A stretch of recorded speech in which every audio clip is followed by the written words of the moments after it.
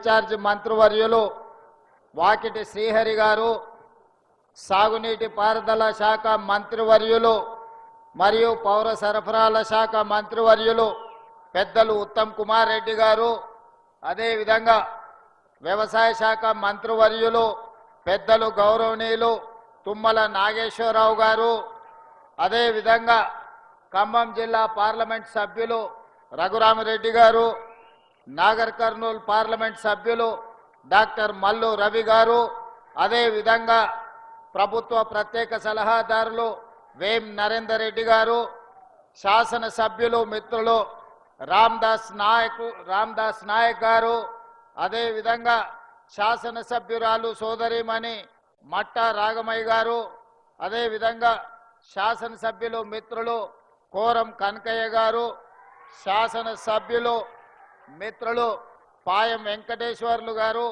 అదేవిధంగా శాసనసభ్యులు మిత్రులు జారే ఆది నారాయణ గారు, అదేవిధంగా భద్రాచలం శాసనసభ్యులు తెర్లం వెంకట్రావు గారు, వివిధ కార్పొరేషన్లకు సంబంధించిన చైర్మన్లు, జిల్లా పార్టీ అధ్యక్షులు, వివిధ హోదాలలో ఉన్న పార్టీ నాయకులు, ప్రాణ సమానులైన కాంగ్రెస్ పార్టీ కార్యకర్తలందరికీ హృదయపూర్వకంగా నమస్కారాలు.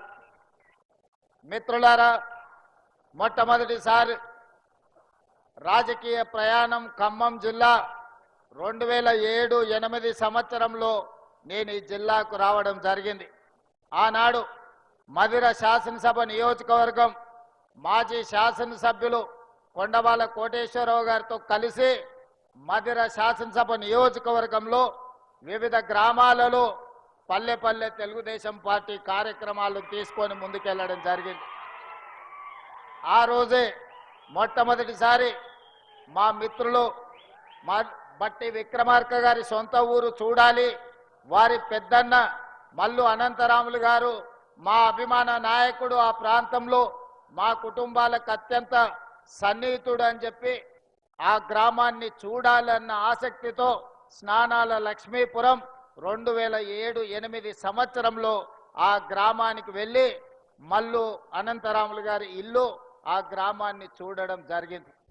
ఆ రోజు నుంచి ఈ రోజు వరకు, ఆ రోజు మొట్టమొదటిసారిగా శాసనమండలి సభ్యుడిగా ఈ ఖమ్మం ప్రాంతానికి నేను రావడం జరిగింది.